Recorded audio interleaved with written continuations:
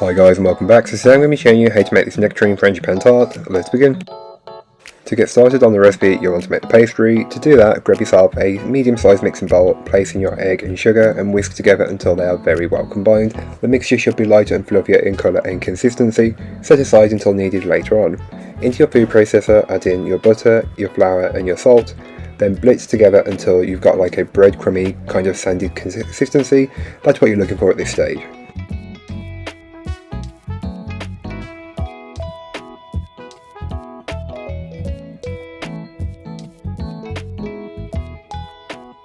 So once you've got to that stage, you can then go ahead and add in the egg and sugar mixture from earlier on, then blitz again until a dough has formed, being careful not to over mix the mixture while it's in the food processor, as otherwise the pastry may take on a more tough textured consistency, which is not what you want. So place onto a lightly floured surface and knead together until smooth, then wrap in cling film and place in the fridge to chill for at least an hour, and this will allow the gluten to relax and make the dough much easier to work with.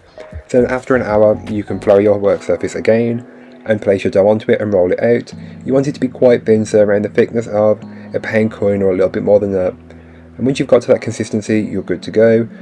Place it over your tart tin and then just press it down, and if it breaks, don't worry, you can fix it. Like mine did, as you can tell, it didn't look perfect, but you won't be able to tell in the end, so who cares. Make sure you press it down and everything. Then you can trim away the excess with a small paring knife. Just trim away little bit by little, or you can do it all in one go, whichever works best for yourself. Once you've done that, you can then go ahead and dock the base, and this is just using a fork to dock holes into it, and this will help when we blind bake and bake the pastry to stop the base from rising up and giving you an air pocket underneath. If you've ever made pastry, you'll know what I'm on about, and it's super annoying. So just get a fork, prick around all the base, you're good to go. You can go ahead and take a piece of parchment paper which is larger than your tart, press it into the pastry and just fill it with something that can weigh that paper down. So I'm using some lentils, but feel free to use rice or baking beans, whichever you have to hand. You can then go ahead and do the initial blind bake, so I will leave all that information in the blog post, so don't forget to check it out. Once you've done the initial blind bake, remove the lentils and then bake for a bit further, and while that's baking, make your Frangipane filling. So for the Frangipane filling, which is really easy by the way, just grab yourself a mixing bowl and place in all of the ingredients that are listed in the blog post, which is linked down below, so don't forget to check it out if you're interested. Mix them all together until you have a batter form, and once you've got a batter form, it should be quite thick, it shouldn't be liquidy. If it is liquid, you've done something wrong. It should be more on the spreadable side. So once you've got to that, you can then set it aside until needed just a little bit later on.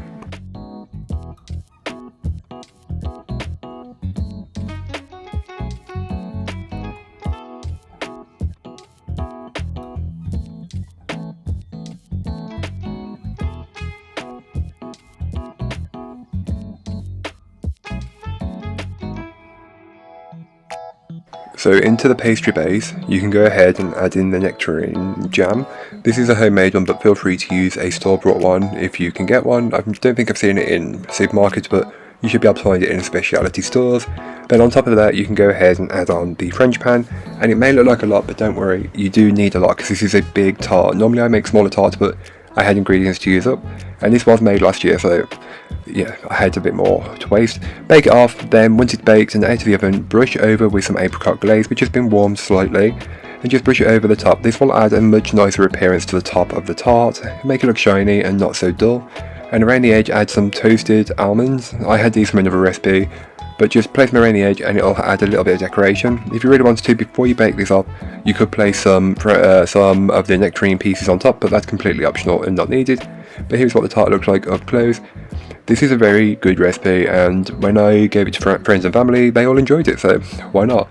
So then when you're ready, you can cut it up. I cut mine into 8 very, very generous portions. They could be cut in half and still be very generous, but cut yours into as many or as few as you would need.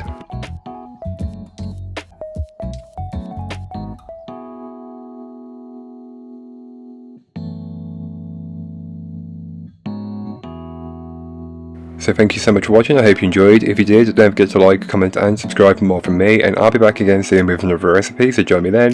In the meanwhile, don't forget to check out the description, there'll be a link to this recipe, a link to my blog and links to all my social medias. But that's all for today, I hope you enjoyed. Bye guys.